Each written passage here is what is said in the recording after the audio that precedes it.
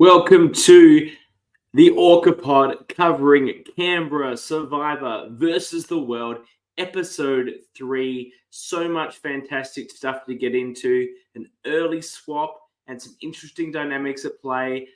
Joined always, I have my fellow Orcas here to break down all of the comings and goings. First, let me welcome Jules. Who called an early swap? Oh, that's right, it was me. Look, we don't get on this show and just victory lap our successes. That's not what we're about. I've never done such a thing. Exactly what we're about. We're Orcas. I don't think you should be doing this. I think you should be humble and gracious in victory. And someone that's never humble and gracious in victory is Dani. Welcome. Never. If you win, you flaunt it, baby. Let's go. Exactly. We're Scorpios. We get it. So it's a good episode to get into. Now, unfortunately, Jay remains overseas and isn't available to do any sort of interview. But hopefully we might be able to get him on next week and do a double interview with whoever leaves the swamp of sadness next week. But for this week, we'll need to just stick in and talk about just you got ourselves and all of our wonderful thoughts and opinions. First of all, Orcas, we're not used to making apologies, but I need to make an on-air apology. Look, Orcas aren't also known for asking for permission. We just sink yachts and do what we feel like. And we just sort of just make our own calls without regard to people's rights and preferences. So I decided to call the award that we were handing out last week, the Woofie, without even really consulting or asking James Wolf if he was fine with that. Of course, he's got nothing to do with our program at all. So it was a little bit random, I suppose. And he would prefer it not be used just because he's got nothing to do with our show. And that's fine. I respect that. So we're going to rename it. And I have actually sought consent for this one because I've been put on notice that maybe I should seek consent from people before I use their names and things. So I apologize to you, Woofie. I respect your view and happy for us to find something else. I've checked with the first ever Brommy medalist if he is willing, and would you be surprised he is willing to have his name used? I'm shocked. So we will be calling it the Brommy from now on. Oh, okay. I was going to ask you what happened to the Wolfie, so fair game. Yep. So again, apologies, James. And the Brommy, it suits better anyway. We named it the Brommy medal. It was the first ever official ORCA. I think that fits the mood nicely. Now that we've covered that, who did the two of you want to give the Brommy to this week for the most ORCA player of the episode? I mean, are we going to give another one to Andrew? I don't a million analogies. Let's just clarify who we've given them to. Aiden and Andrew, isn't it? Aiden and Andrew, yeah. I didn't feel like anyone was particularly ORCA-esque. I'm just going based off the million analogies that Andrew came up with. He just quotes for days. Just quotes for days. I stop and I write his quotes down verbatim because they're just. Does the analogy make an ORCA? It's the narcissism of the analogies. Yeah. He loves the sound of his own voice. That's pretty ORCA. Can we not just give it to Andrew every week? This is that's why I'm like Okay. Yeah. Right. Well, we're not giving. We've got to give it to someone from the tribe that went to tribal. Okay. I think. Dani doesn't agree. She's not impressed. I feel like I'm trying to give it to anyone. I'm just like fuck. Do you know who didn't have a lot of content in this episode? Ed. Ed wasn't around much. He was around at the start. Yeah. The only other person may be Maddie, but she got voted out. So, I mean, it's kind of, can you get the ORCA award if you get the Brommy if you get voted out? I don't know. Of course you can. It's not about the best strategy. And it's definitely not about the best strategy. I think that I don't mind Maddie for the award. Like, I think it's sort of a consequential ORCA. Like she wasn't. Maybe when we finish discussing it, it'll become clearer. Maybe we should do it at the end. Sure, but I would say just as a placeholder, the ORCA behavior that she demonstrated in the first two episodes, being quite dominant in the tribe, being quite obvious about her alliance with Aiden, being quite dismissive. She had a strong position and she was flaunting it. And yes, she didn't do that once she got swap screwed, nor would anyone. But the ultimate reason why she probably went is Aiden and Squim were closer, and they basically threw her under the bus in terms of She's social. She's got these connections, blah, blah, blah. Mm. And Aiden's the person whose opinion they took because he had Was at the bottom. received 4 votes at the first tribal council. Yeah. You got Absolutely. that. That's the person I'd be taking in. What an advantage for Aiden to have received so many votes in that first tribal council in this swap sprue situation. Yeah, he plays well here. When you're in the minority on a swap, having been on the bottom of your previous tribe is where you want to be, because who they're going to bring in? Hey guys, I got 4 votes last tribal. Like, use me. I'm not with them. Screw those guys. I'm with you now. I don't think I've ever seen this before, where there's a swap, because swap happens so early that you have someone who came off a 4-4 vote. See, it's not the same as, oh, I copped votes because you got the one from the person who got booted. Or maybe that person had an ally that, like, you know, Danny, you in Sydney, you got 2 votes because someone was confused about what was going on, but you weren't really under threat. Really on the bottom. No. You were never on the bottom. Yeah, so in the 1 or 2, whatever. Like, you can say I cop votes, but 4 votes, half the tribe. It's close. Yeah. Still in the game by the skin of his teeth. I don't think I've ever seen that in any Survivor before, and therefore I've never realised how advantageous that would be in this swap circumstance. Absolutely. Yeah, big time. What do we think about Aiden being approached by Oscar and sort of, you know, feeling him out? Is he going to come along with the vote? This is a very interesting one, and I want to jump into this. So we did this last time. We did it at the end game, and then we looked back around. Have you guys watched the Next Time on Canberra? No. They need to put it as a whole thing. I'm not going to click on a new thing. It's because they release it later on to limit spoilers, like a day later. Okay, well, I didn't know. Okay. Anyway, the Andrew is either annoyed or fake annoyed that Oscar brought Aiden in on the vote. But I thought that was like a group consensus to try and bring Aiden into the vote. Have I misread that? I thought we saw a scene where they're discussing telling them all to vote for each other. So I don't know about that. Well, anyway. We'll get into it, but there was a lot of confessionals in this episode that to me was very much like, okay, all right, you're going to vote out Mads, great. Can you give me another option that you're pretending? Like that's it. It didn't feel genuine at all to me. It was always going to be. They wanted Aiden to vote Squin. Aston, Survivor Canberra Season 1 alumni and winner of the Annabelle Award for Best Pre-Merge Boot of that season. He knows all about being booted pre-merge.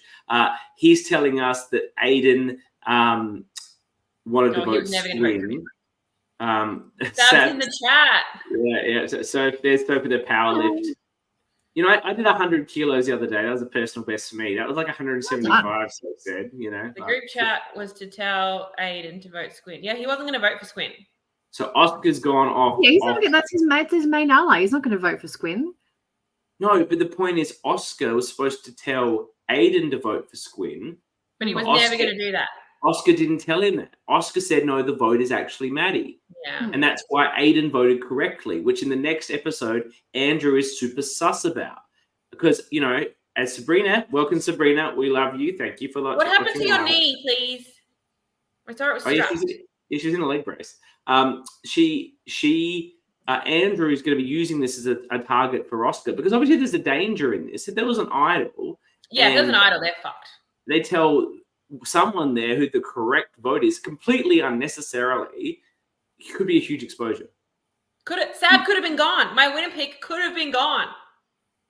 That's the thing that I care about the most, my winner pick.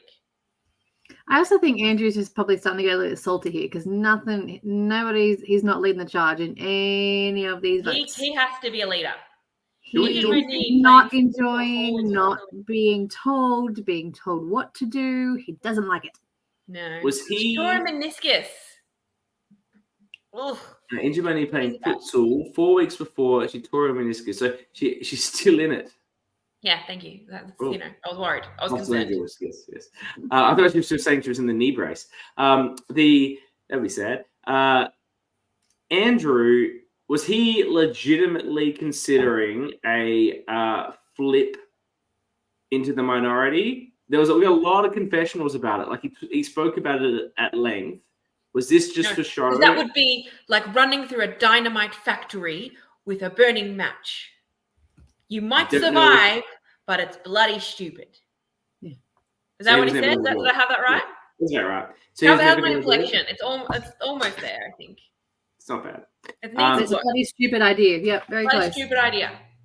Do we think so? He was just giving us the producer's content of an alternate vote. He was never considering that flip. I think he talks out loud a lot. Like I think that's how he processes. I think he like plays with that option, but I think he would ever do it at this point in time.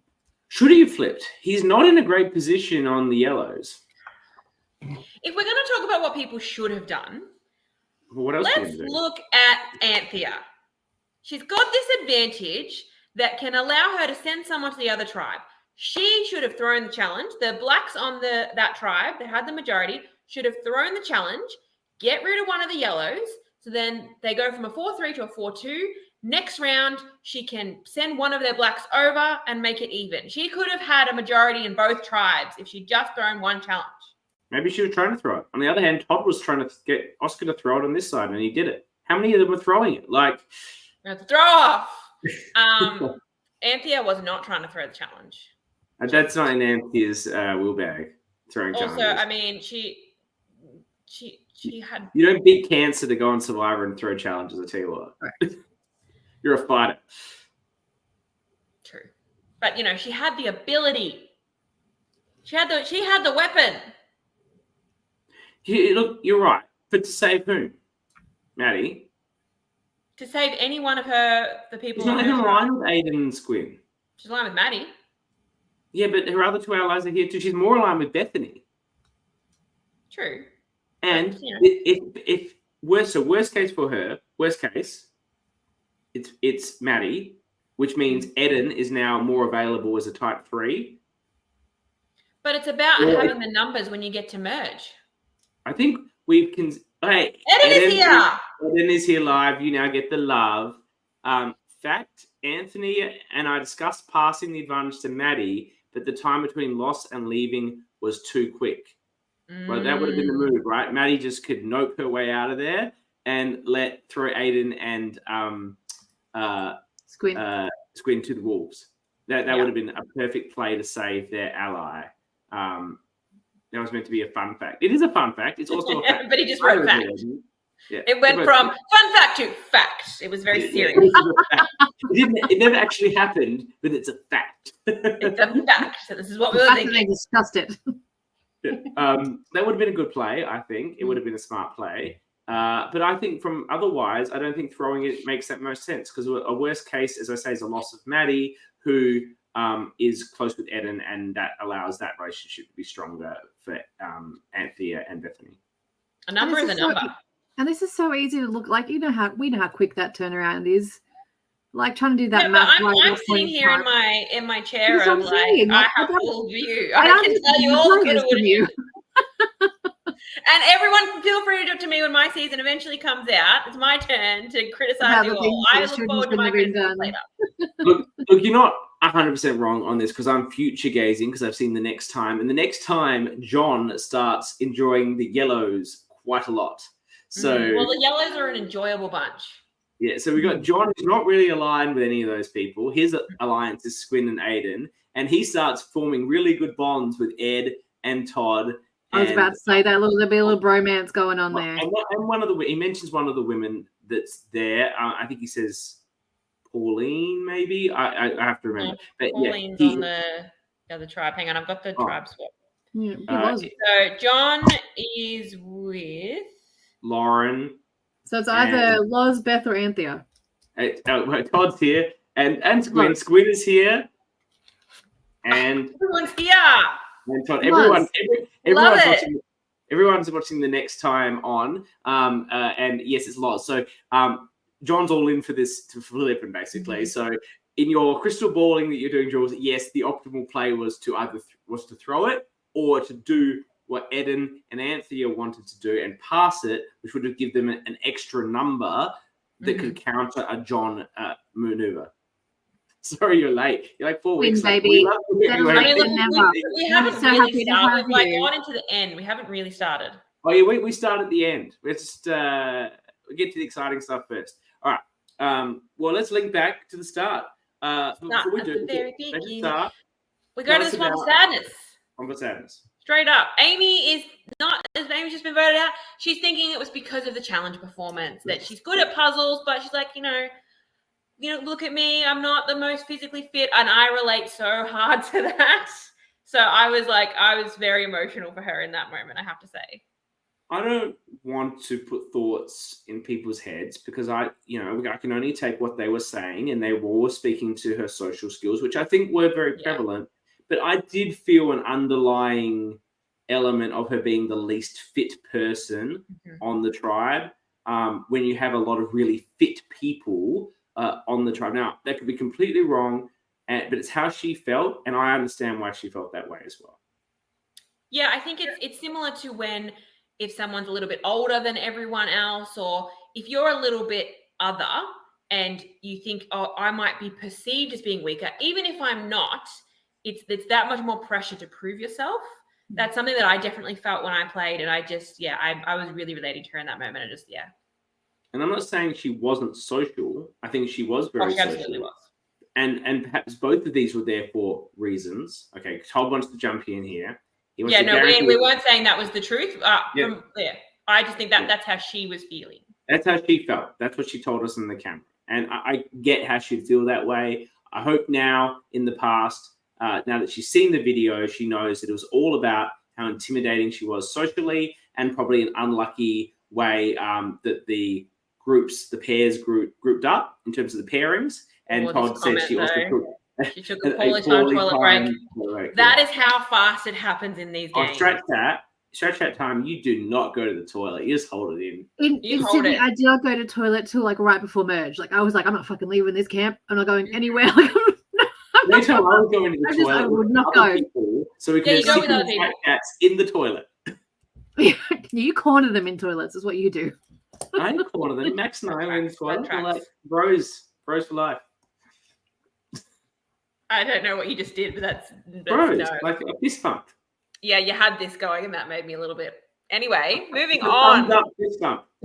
Yeah, after the whole tribe toilet breaks before tribal, exactly. Have everyone go. Girls and boys separate. Sorry?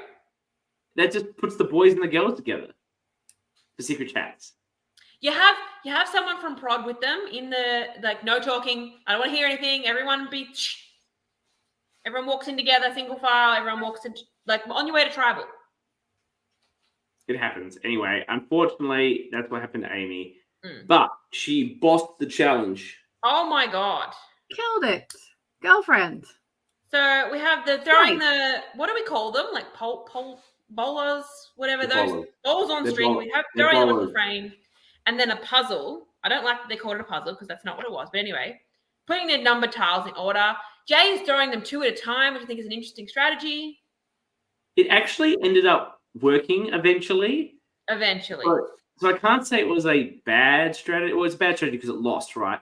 But he did actually get 2 on at the same time eventually. And he wasn't that far behind her. But in this challenge, that was everything. Because all you're doing is put numbers in and all. So, and Amy actually, Amy pulled out the win. So power to her. Her strategy on the numbers was not great, I'll be honest. She still has stuff unturned. Nothing was...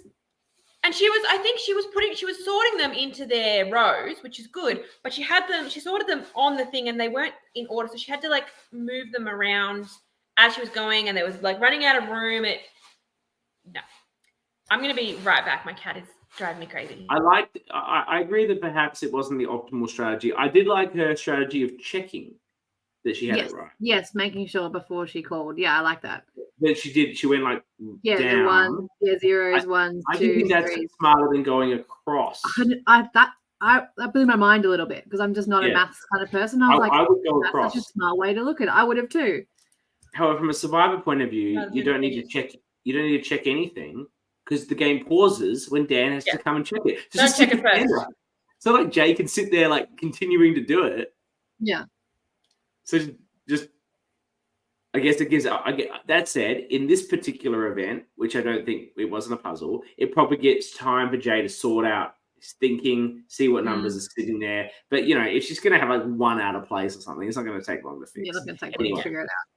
She won, and Jay goes first eliminated. That was Jules. And he was very humble in defeat. Well, what else would you be? Like, you lost fair and square.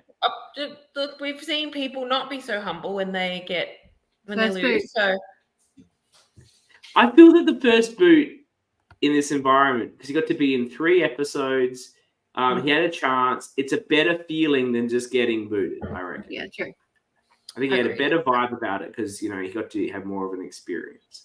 But what I would say is, so he goes, and now the scoreboard begins for our ultimate bet of some sort of dinner, extravagant dinner. I only bet on extravagant dinner, degustations and what have you. Now, so Jules, because I have a very complicated system for this, you will receive 1 point, because he came 16th. So I'm winning right now because I've got a point and you don't. And then you got the most optimal outcome you could ever, well, other than getting idled out completely, the most opposite out, but numerically the best option you can have, other than being, because idled out would have the same outcome. You get 7 points because there were 7 votes at that tribal council that were not for Jay. 7? Oh, because you're counting a revote. Right? Why not? All right, I'll take it. All right. So Jules is on 8 points. That's an amazing outcome for a first. I'm winning. Yep, 8 points. Boom. Could be. And I've got the winner of the season on my team. So, you might as well call it a game over. Fine, we did it already. Who do we think, putting in the bets, is going to win between Amy and Maddie? It looks to be a similar thing, some sort of throwing-ish thing, and then some sort of puzzle. It does look different, though. I will say I liked that the challenge was a combination of physical and a puzzle, and if they keep that trend going, I think that's really good because you don't want anything that's going to favor one person over the other when it's literally like do or die. But I think I'll lean towards Amy. Amy's my girl. I needed to come back in this game, so go Amy, get him. Yeah, because she's mine. I have to back Maddie. I'm not confident, but I'm going to back my girl. She's mine, so just to fight against you. Oh yeah, so really, when it's someone from each of your team, I'm the vote that actually is unbiased. So I think Amy's. I refrained from voting last week. What if Amy does like a Matt storyline and just like wins until she comes back in? I think it's possible. And then she'll show those mofos that had nothing to do with her challenge skill, which, as Todd's confirmed, it was her social skills. So now she's got the social and she's threatening in the sense that she wants a bunch of challenges. Yeah, she'll be straight out the door. That's like, geez, we're going to get her super out. threatening in that situation. She was it'd be definitely a Matt right out again. What else? Okay, so what have we got in your notes, Jules, after the challenge? So we go to the yellow camp. Andrew was only told about the Amy vote on the way to tribal. So, and he's not happy about it. He's so out of the loop. He didn't want to vote for Amy. He wanted to vote for Loz. So we see him talking to Ed, and he's like, am I in danger? And Ed's like, no, you're fine. You're the leader here. And his face is just like, oh shit, no, don't tell me that. I don't want to be the leader. No. But then Andrew explains to Ed, well, you're in danger later in the game. You're said exactly what I said last week about come merge. Ed is one of the biggest targets. And I'm not afraid of working with strong people. Then cut to Andrew on the swap tribe going, there's all these fit guys and we've got to get rid of them. He says, I'm not lifting weights, I'm lifting KFC, Korean fried chicken that is not the Colonel. It's a complete different thing to Ed to what he then later said to Maddie. You've got to play the cards you dealt. You've got to play to the people you're playing with. Exactly. I'm not afraid. You're not going to tell a big boy you're targeting big boys. Let's be fair. Yeah. We get an interesting scene where we see Ed's talking about that Todd is going to be a threat down the line, and then cutting to Todd saying, Ed's someone I can really trust. I love this whole triage of them tacking in the confessionals about the people that were being spoken about. I thought that was a fabulous. The editing is very good, yeah. Confessionals and strat chat. I loved that. Yeah. It is good, and this is the hardest part to edit. there is so much footage available from different people's conversations and different confessionals, and to find this like the sifting through all of this to then create the story that makes sense is so much work. And you can tell that this is Dan's third rodeo because he's really smashing it out. I'm really enjoying the edits. It's really, really good. These episodes are going for an hour, and on this show we have sometimes said that these hour-long LRGs are perhaps a bit long, and that maybe the 40-45 minutes is the right limit. I think this one needed it though.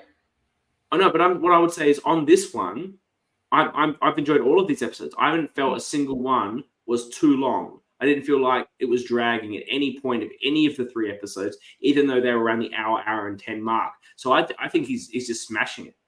No, and this one in particular, because we've got the Swamp of Sadness challenge, and we've got a swap. I think it was necessary. I think even if you wanted to get this one down to a solid hour, like there wasn't any fat to trim. And the Dan love is going off in the chat. Yeah. Squin says he's elite.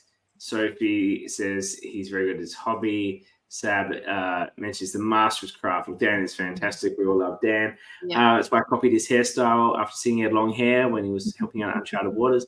As we've established from the timeline now.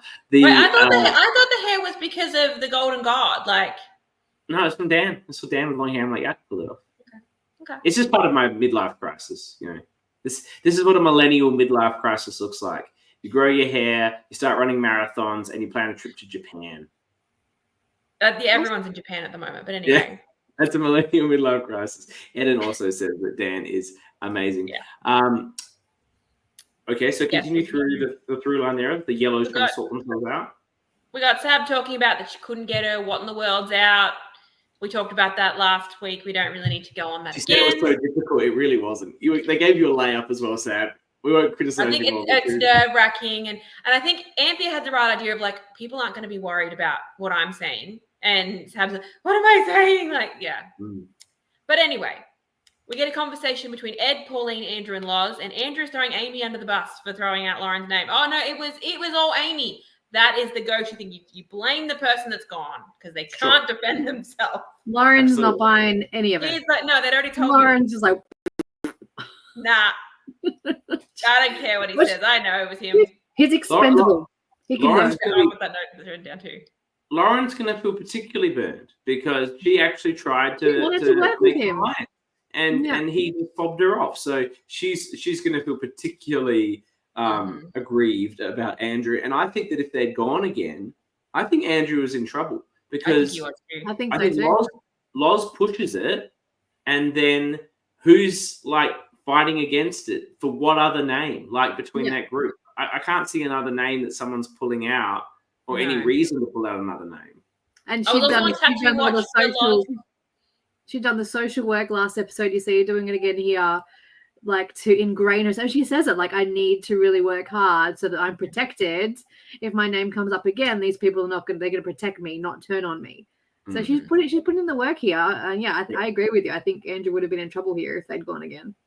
Ed loves Oscar. Yeah. Is it he does it doesn't. Well, the next note I've got is that Ed is throwing out Oscar. Yeah. Because he in that little 4, he's like, well, I think Oscar's most likely to jump ship. And then he looks directly at the camera. He's like, I don't actually know you. This is just an assumption.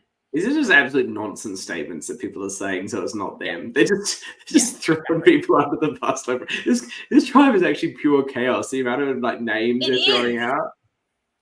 Loz is a cop with a degree in social work. Like, she knows. And it's time to show. Yeah. I think Loz's slow start was maybe a combination of her love of old school Survivor, which we're all aware of, but maybe more so that she was an alternate and didn't quite have her head in the game right away because she was only found out she was probably playing very last minute. And it's taken her, I think, a bit of time to find her feet, but now she's definitely found her feet. I think she's in a great spot, obviously. Very happy with my first pick. Yeah. I had her high on my list. You know, if I'd had another early pick, she would have been on mine, but yeah. Last week we talked about that she's got a tribal or a torch tattoo. I was on Tattoo Watch. I didn't see it. I think it's one of the ones on the arm, but it's got like other things going on with it. you can't see it properly because it's here, and like she doesn't hold her forearm up. And I think there's other stuff with it. It's got like a full piece on the Yeah, forearm. I think it's in there. I think it's in there. If anyone can tell us where the tattoo is, that would be interesting. Please, those that Or Lars, if you're watching, just slide into my DM. Send me a picture. I love tattoos. Anyway, moving on. We get to tree mail. We're gonna bro down. Hey, I reckon Lars and I would get along really well. We have a lot in common. But anyway, moving along. We get tree mail, and they've got you like old school Survivor. You like old school Survivor. She's a cop. You used to be a cop. See? You have tattoos of like things that you're into. She has nerdy tattoos. She has nerdy tattoos. It's you know. I agree. We need a star sign. Well, just pray for the people's champion. I don't think it's a torch. She has our widow play out last, or whatever order they go in. That's correct. On her forearm. Okay, that makes even more sense. What I was saying is just pray that the people's champion Aiden makes the final 3, and then we'll have drinks on me, and you and Loz can bro down at the drinks. Yeah, absolutely. But yeah, so we've got the tree mail, and they've got to pick the most patriotic. Okay, sure. Patriotic for Canberra, patriotic for the tribe. I don't know. Whatever. They all choose Ed pretty unanimously, and I think that's a fairly good call there. I think this is the word is a bit nebulous, but I think that was perhaps the intent. Yeah. But this tribe, they're like, oh no, we think it's going to be like a blindfolded challenge. You got to be the caller. I'm like, come on, guys, that's clearly a swap. Were you two thinking that as well? 90% swap, 10% is some sort of decision. I thought it's either going to be a captain choosing new tribes, or it's going to be exactly what it was like they did in Guatemala. It's like, who's got the most pride tribe? Okay, great, you get to stay. Everyone else, fuck you. And who's the? Yeah, I thought it'd be like a schoolyard pick. That's what I thought. When then they go to make the decision as to who is the least patriotic, I feel that they may have switched on at this point. Ed chooses Oscar. Is that right? Yes. I don't think he switched on because he was just throwing Oscar under the bus earlier. But Maddie chooses Anthea. Yeah. She knows what's happening. She knows that there's going to be. I don't think she thinks Anthea is the least patriotic. I think she thinks this is some sort of swap situation, and I want my ally in a position of power. I think Maddie was switched on to it. I think Ed was just like, well, I've already said that you can't trust Oscar, so I'll just say Oscar. Well, look, we'll get to that when we get there. We're not there yet. All right. What are you talking about? What do you mean we're not there? We're not there yet. We are miles away from there. Still, we haven't been the Black Tribe. Like a whole page of notes before we get there. Just calm down, all right? To be fair, the Black Tribe just spent the whole time talking about what happened on the Aiden vote again. Look, there's not a lot about the Black Tribe, but we get Andrew going, I don't give a shit about the patriotic tree mail, whatever. What I'm thinking about is the SEAC, and you know what's got a lot of C on it? The world. I'm going to take the thing off the flag. Now, I don't think we this is relevant, sorry. I don't think we appreciated when Aiden took it that it was a globe. I didn't feel like it's something on the flag. Yoink. Yeah, it didn't look as obviously a globe on Aiden's. I thought it was just blue. But I thought it was on their tribes because it was versus the world. I noticed that it was the world, but I didn't know if it was on both.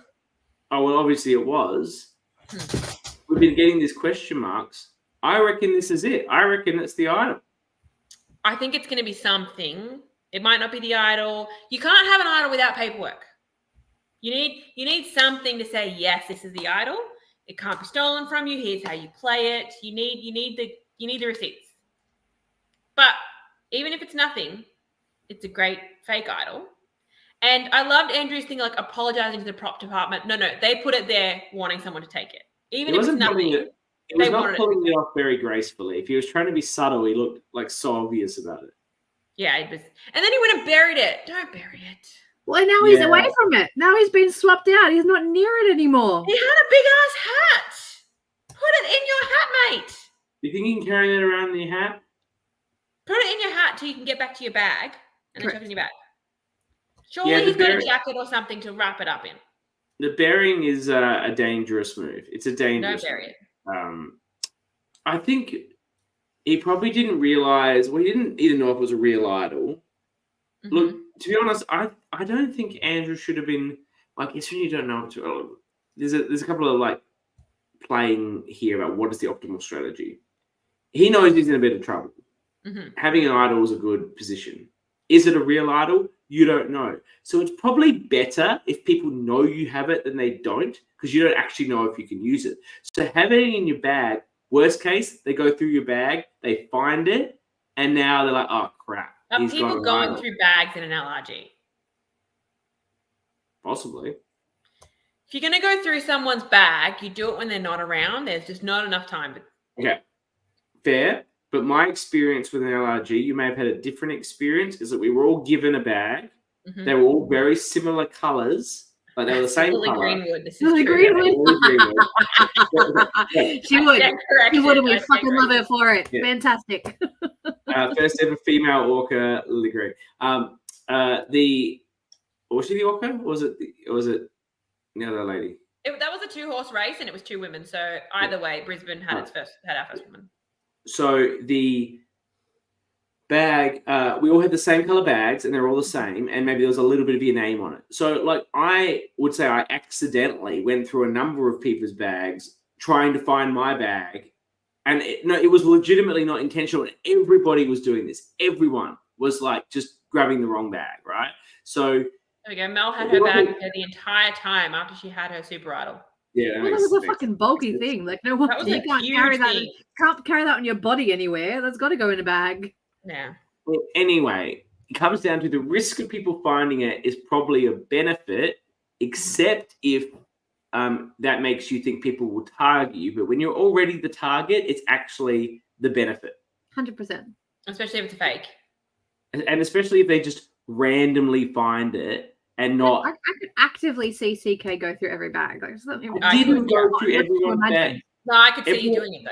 Everyone was looking at everyone's bags because it was. Maybe if you made it a little bit further in the game, you would have been going through people's bags. I didn't look. The problem was I was never in a position to be driving a vote, so I didn't give a fuck if my target had an idol or not. I was just trying to save my own damn skin, right? And to be honest, the only time I was planning for a vote, I knew where the idols were and I was actively avoiding it. Like, so, yes, maybe I'll go through bags, but I've never been in a scenario where I've had the power to be able to make it worthwhile. Fair. But anyway, yeah, I just love him like apologizing to the prop department. I'm like, dude, like, oh, they're so excited that he's pulling that off. They put it there to be taken, so you're fine. 100%.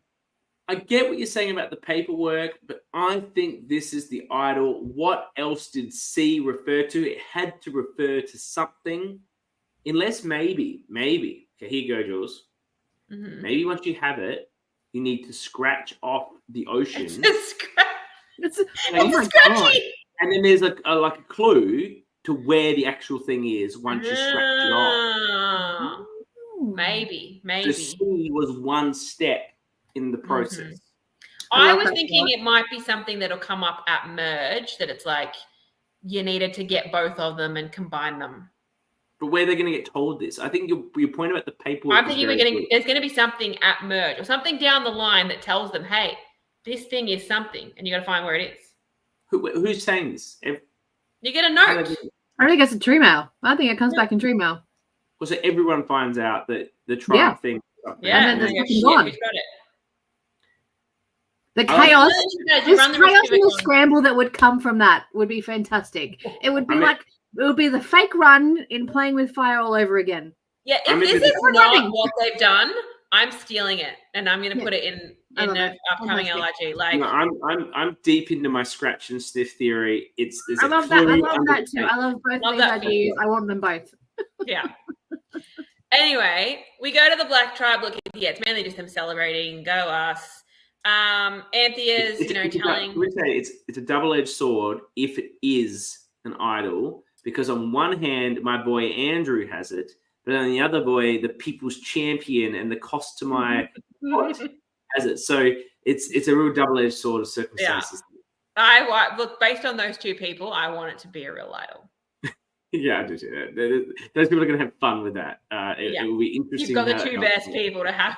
Yeah. Well, but there's also like it's super interesting. Like, so Andrew makes merge. What camp are they going back to? Because if he doesn't go back to that camp, he's never getting. Oh, he doesn't have it. You can do anything on a toilet break.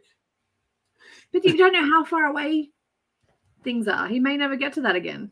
They're never that far because you can't make the march half a kilometre and get to the challenge and back. Like, you've got time for that. Oh, and I think if it is something real, Sydney too, they were pretty far apart. Yeah, I can confirm that. Sydney too, they were very far apart. If I was production, I would let him go and get it. Or yeah, I think if it's something real, production will make sure he gets that back. Yeah, I would say Black Tribe is yonks away. I would not get it for him. I would not tell him, that I'm going to get it for him. I would say, or that it's an idol. But I'd say, if you want to get that thing, then you can once, not now, because you can't obviously go with the other tribes there.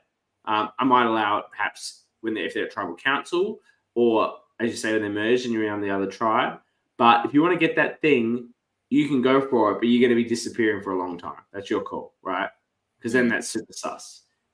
I would also, as production, if Andrew is still there, make that the merge camp, even if I didn't plan on it being the merge camp. Yeah, because one advantage is in the game. Advantages make the game interesting. And you don't want someone to want fake advantages in the game. Even if it's not real, you want him to have that. Yeah.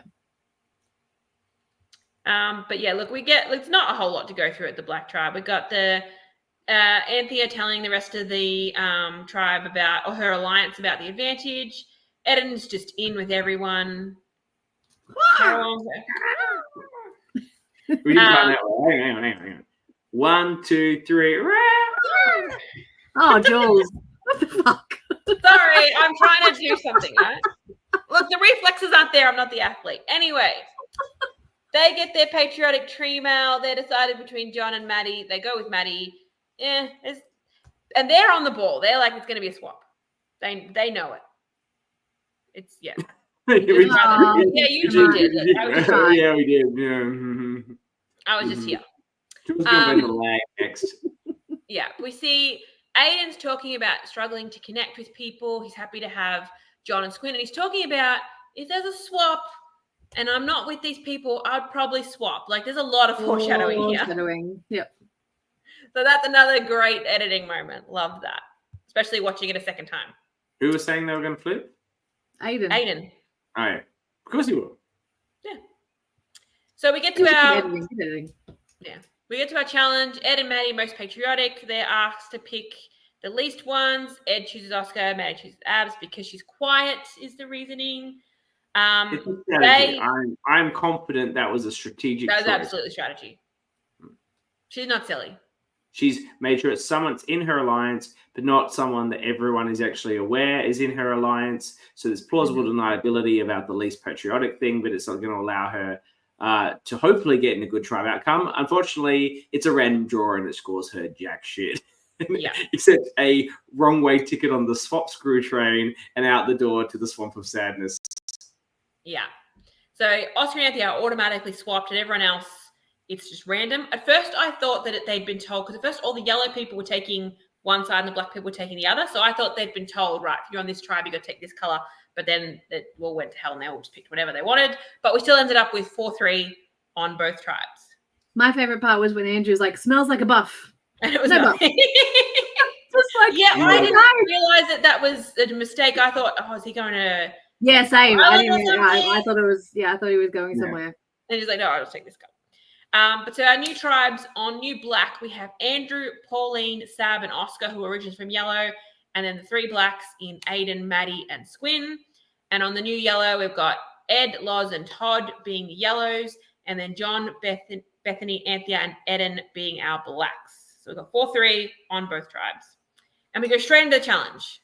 No going back to camp or anything. We go straight into Taco Tuesday. We've been very complimentary of the challenges this season. This was not great. Look, if you're going to do a gross food eating challenge, bad combinations, that's the way to go. There was Give them that. barely any the only combination that is remotely bad was the one that added oysters, and I like oysters. Well, And frankly, I eat oysters and jelly. I don't care. we had oysters and chocolate. We had lunch meat and jelly. That's fine. Duck Yeah. eggs and chocolate. Preserved nuggets.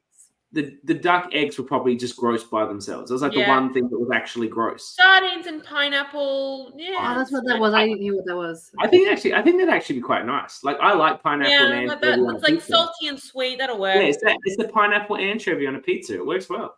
The double jelly. It's just jelly. That's just jelly. Except Squin, I liked her concept of just eating all the jelly first, but then you got to eat a dry tortilla, and that's just not going to work. It's like this a lot. Like she was just struggling to get it down because it was too hard to eat. But I And felt then that's oysters and marshmallows. What are marshmallows? Oysters and marshmallows. I just felt that look, if you like oysters like I do, then it's fine. If you don't like oysters, then it's tough, Squin right? got beat by a dry tortilla. Jules, do you like oysters? I do, but I don't think I would like them with marshmallows. Oysters are the issue with them is texture.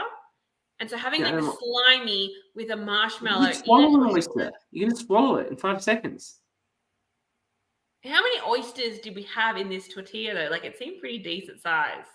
The point I'm making is I felt this was really more of an eating competition and who could eat the quickest. Because I don't look, there was some gagging, but I think that was only on the preserved duck eggs, if I'm correct. Which I understand. And then the oysters and marshmallows, Oscar was not enjoying. No. It's like a 20-year-old kid who's like, oh, oysters. No, sorry, Oscar. Yeah, I assume that's who you are. That's the same as Ethan being upset by the abalone. Like, to be fair, when I was 20, I also would have been like, oh, oysters. And now my palate has matured. And you still turn your nose up at blue cheese, though. So yeah, well, it's lactose intolerant. So I don't like either of them. So there you go. Yeah, I'm just like, yep, put it all on my plate. I'll eat it. But anyway, if there are oysters they were not fresh Sydney rock oysters. Yes, were they Coffin Bay, the best oysters from South Australia? Probably not either. They're probably from a tin. So I am taking your point, Todd, that they're tinned oysters most likely, and that is pretty gross. But I'm happy to share oysters with Oscar at the drinks event should Aiden win get to title 3. From the tin. Yeah, because that is a bit gross. Fair. Okay, but still, there was only 2 then gross things. The rest of it was just how quickly can you eat something. Mm-hmm. Yeah. Yeah, look. Hey, Mel's Mel, here. Mel, star of Canberra Survivor 2 is here. Welcome, Mel. Thanks for joining us. But yeah, do we want to go through each of the matchups, or are we happy to just yada? Yellow wins immunity. The only interesting thing is that Todd told Oscar to throw it, and Oscar's like, "Sure, mate," but frankly, he couldn't do it anyway. So he gets the credit without actually. Yeah, I saved my tribe. Wouldn't have won anyway. Yeah. Maddie is immediately spilling the tea about their tribal. Yeah, it was 4-4. Oh, I flipped my vote. Like, Maddie's just like, again, second episode in a row. It's like, Maddie, shh. This is another reason why I think there was a good call for the Brommy. Yeah, she's definitely the Brommy here. Just go. It's a very poor move because, as we've discussed, Aiden is in such a fantastic position that the last thing you want them to know is what actually happened. Absolutely. Yeah, I mean, they were going to find out anyway, but Maddie. Aiden would have told them. But it looks even better that Aiden wasn't the one that said it, like, thanks. Yeah. Like, they went to Aiden instead of him coming to them. Yeah. Because I think at that point, she's trying to give them an easy vote. If they're going to attack them, get him. Because, like, we're good together. Take us as a pair. Like, who's on the out. No. That's the worst thing. I know. Maddie and my lips got tighter and tighter. Sam. I love you more and more every time. We didn't like the tacos. We were eating up every word, Maddie. Can you come back every day? More and more happy with my winner pick. But yeah, except you couldn't get the advantage and she has a bung knee, but you still feel good? Yeah, I still feel good. All right. She's on my team. Get over it. We see Squin and Maddie discussing who they can swing over. Andrew throws out Squin because she's a podcaster and must be a good talker. Fuck you, Andrew. Checks out. Don't give up the podcasters. Fuck yeah, can you imagine people like that if we ever get to play again targeting us because we're podcasters? Don't come for me. I get targeted for a lot of reasons before being a podcaster. Yeah, you would. Yeah, we wouldn't.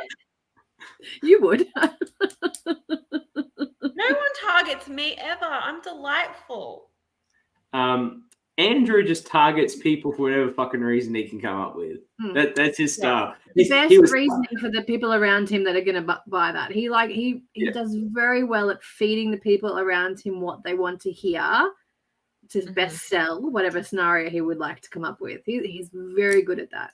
Yeah. It's a bit of a random one. He just must not have been gelling with Squin because, like, why wouldn't you go for Squin's, clear athletic ability? Obviously, she only reveals at Tribal that she was an elite basketballer. But also, just look at her. She looks fit. Yeah. So why wouldn't you be focusing more on that than the podcast?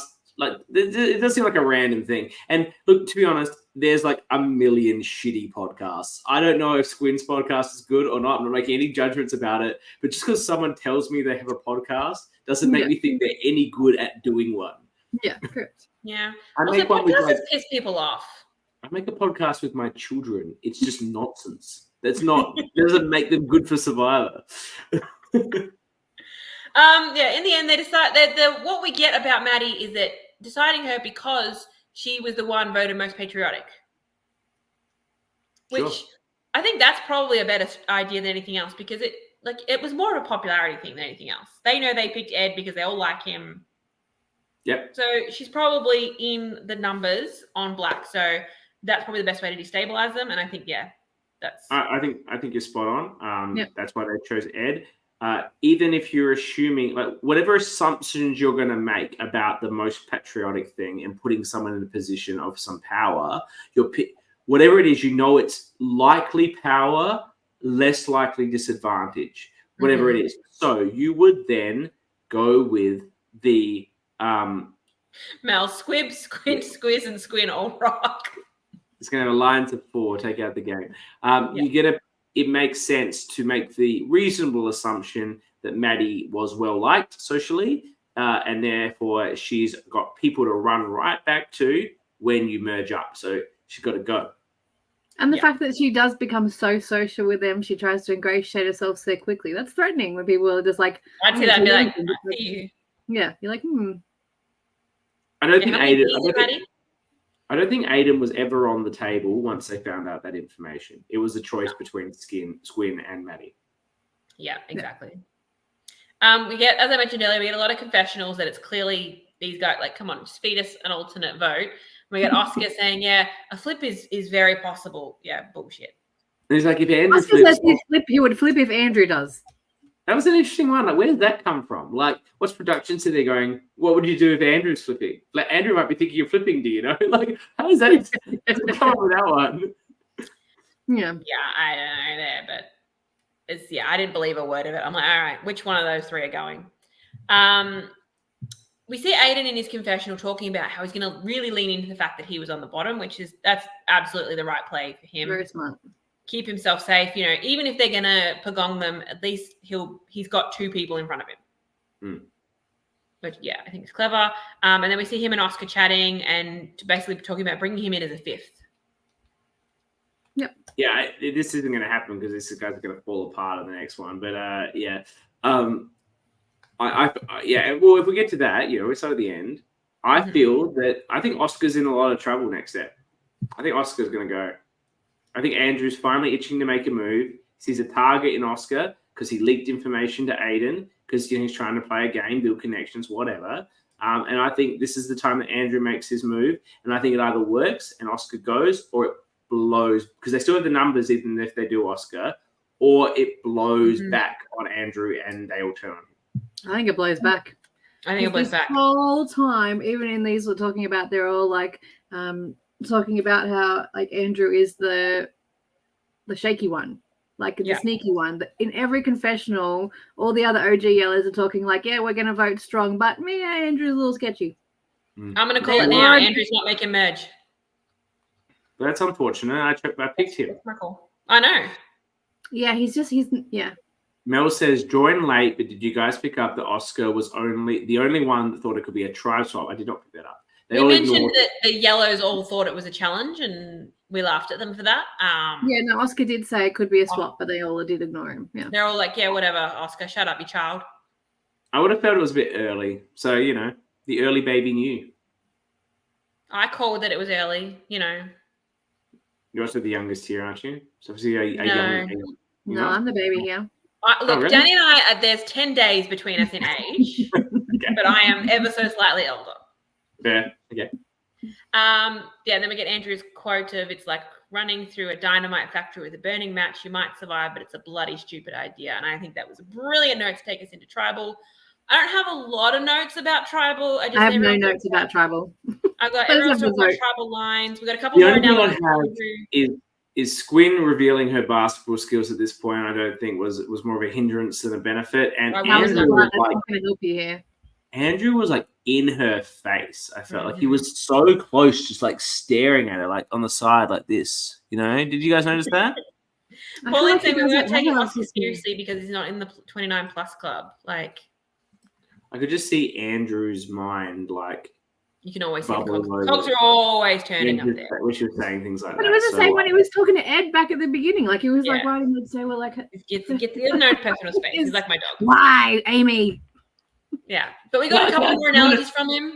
No. Can I just say, I don't mind people being close when you're having private strat chats because you want to be close and whisper and what have you. Never trust a man. The ladies are delivering tonight. Seriously, like, just get rid of all the men, and then the ladies. They're calling him a space invader. Mel likes it though. If we go back to this comment, we haven't spoken about this. We talked about how it would be absurd to wear a Boston Red Sox cap to one of these events, an LRG. We talked about the context of the old school Survivor t-shirt. I think wearing a George fedora is a step up on this Boston Rob hat issue, and like being. No, I didn't think that, but yes, absolutely. I thought it was a good thing because, like, we've said how sunglasses look shit, so you want a hat that's gonna. I get it, but the George comparisons. I didn't make the George comparison personally, but in the eloquence, the he's hat. Such George energy, though. I know. I had not seen it until now, and now I won't be able to. I know he's an economist. He doesn't work for the Labor Party, but he's definitely got that backroom man vibes. The minute he started talking, I was like, this is a George-esque archetype all over. Yeah. Now he predated George, I believe. So he was the proto George, and now he's embraced the George. I think he's leaned into it a bit more this time. Well, he'll never get cast on the real thing now because of his archetype, because he's too George. He's too George. There's only one George. George can't play forever. Probably. I don't know. I mean, it's Australian Survivor. He'll play every season that they want him to. I want an amazing race of George and Andrew. Like George and Proto George. More like Proto George. Two of them together on the Amazing Race. But his analogies at Tribal are talking about when you're with your current partner, you don't talk about your previous partner. That's that's fair. We talk about the tribe we're on now. He used that earlier with the tribe, and then he used it in confessional, and then I think he used it. I think he liked it and he wanted to make sure. He found a good one, and he got good reactions. It was a good bit. I'm sure he was probably told to say it again. And then he said, when you're at the casino, you play each hand as it comes. That's, he loves an analogy. Except that, like, this is all nonsense because he's just sticking to tribal lines. But it makes the vote interesting. Yeah.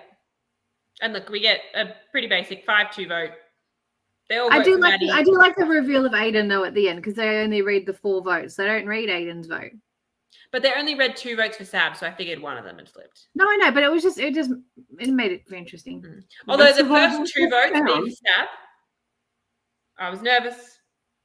Normally the first vote that comes out is the person that's gone. I was also a little bit surprised by that. But why are you surprised they didn't read the last vote? That's a Survivor stand. I know, just in the moment I was like, oh, because I must have been like tuned out. I was like, oh, yes. That's enough. Yeah. That's we have 4 votes for blah, blah, that's enough. Bring me a torch. Last vote will remain anonymous. I think they used to say that in Old School Survivor. They used to, but now they're pretty much. We know that if there's votes not read, it's for the person that went. Yeah, they used to say last they vote will will read remain. every single vote that they can. Yeah. Did he say that? Last votes will remain hidden or something? You used to say last vote will remain a mystery. Yeah, there we go. You got the quote. You're Old School Survivor, just like Loz. You can get to talk about these quotes. And off. Maddie goes to the swamp of sadness. We talked about that. We talked about it at the start. Is Maddie the Brommy of the episode, or do we have another? Yeah, give it to her. I think it's well deserved. I think it was a little bit with that verbal spray, but equally, I think it's the antics in the first 2 episodes and her dominance of her tribe has led to, and her willingness to be so dominant and being so at the front led to this downfall. It led to her being voted most patriotic. It led to her then ending up in this circumstance where she was a target that resulted in her just spewing all this information in a desperate attempt to save herself. That information was not the invitation to deliver, and ultimately it doomed her. Because practically speaking, they would have actually been better splitting Aiden and Squin because they're actually in an alliance. But do they know how tight those two are? They don't. And well, they're about it now. Well, now they will because Aiden didn't vote for it when they thought. I mean, I know that Oscar didn't relay the right information, but and he won't vote for it next time. It's gonna blow up. But I reckon Rando Bird Tribe is going back to tribal. And I think we're looking at an Oscar versus Andrew situation that could see Oscar go or it blow back on Andrew. My money's on Andrew to work his way through it. I'm going the other way. I think some shit's going to go down. I don't know which way I'm falling, but I think it's not going to be a long-term thing. I think whichever one of them gets voted out, they're going to be back on track the following episode. I really hope that we get to see the other tribe go to tribal council. I do too. At some point, I think it might be a struggle. It depends on the challenges, but if they're similar to the first 2, it's a very strong tribe. Very strong tribe. But I'm very interested to see John look, if he's willing to make a move and flip on the Aiden, Bethany, and Anthea who are there and join up with the Yellows. That would be a very exciting they're not his people. I don't see why that wouldn't have hurt him in any way. I don't think. Does he realize just how much they're not his people, though? Yeah, I think John's the sort of person that you would assume would struggle with that sort of move. But I think like he's close with Aiden. He thinks Aiden's in a group with him. Look, all I could say is the 30 seconds I saw on the next time, but it looks like John's ready to ditch these guys like hot garbage. Yay! Yeah, I see John just falling in love with Ed. Yeah, Look, I'm here for that bromance. The issue, the interesting thing would be there, if no postulate about future scenarios that might never occur. If Anthea and the rest of the crew were aware that that's what was happening with John, what is the optimal strategy with the advantage to limit his impact? Get rid of him. That makes it 3-3. Yeah. Is it to get rid of one of the Yellows so that he's either doing a 3-3 with 2 of them or he's sort of forced to stick with you? Mm. I don't know, but I sincerely hope for the purpose of my fantasy team, I hope that tribe keeps going because I just realized all 4 people left on my team are all on the same tribe. Yeah, I don't mind on that tribe too. I have like 4 people. I've got Sab, Pauline, Squin, and Aiden. They're all together. All mine are on the dominant tribe, on the yellow tribe. Yeah, I want your tribe to go to tribe. Mine needs to stay safe. Other than Andrew, I've got Ed, I've got John, I've got hang on, who else have I got? I just realized that now. I was like, I'm just looking at it. I'm like, fuck, who have I got? Ed, oh shit, John, I'm in trouble. I've got Ed, John, and Anthea on that tribe, and I've got Andrew on the other one. I think, I'm going to be in trouble at merge. Do we Does the person who comes back in, are we getting any bonus points for that? No. Okay. But you'll get extra votes when they get voted out again. Okay. You see? Extra points. Double votes. I've only got one person left on the Black Tribe. Yeah, the Black Tribe's not a great scenario. Yeah, because I've got everyone on that tribe. I've got 4 people. Maddie's out, so I've got Oscar sitting left, and then the rest are on my yellow tribe. Funny comments to finish up. Todd said he'll have to fight him if he wants Ed, and John will have to fight Teachers Todd. Alliance. And then Mel comes, great line, John to Ed, you remind me of my son, except for the head. A nice little one from Mel. Thank you for that. And thank you to everyone that joined us. We had up to about 15 people watching live, which is a huge number. So thank you, everyone. We're getting more and more of the cast watching, which we love to see. We do love you. You get special places in our heart. This was our first time to have Aiden and Squin here live. Is that right? I believe Anyone so. else? Yeah. I think everyone else, they've joined us before. Yeah, I believe so. So fantastic to have you. Thank you for tuning in. We love having you, and we also love everyone. We love you if you live. We do love you live, and we also love you like if you watch it later. But we really don't know if you do that or who you are. So it's hard to know. No, I'm like reading this. I'm like, Mel. Todd, thank you.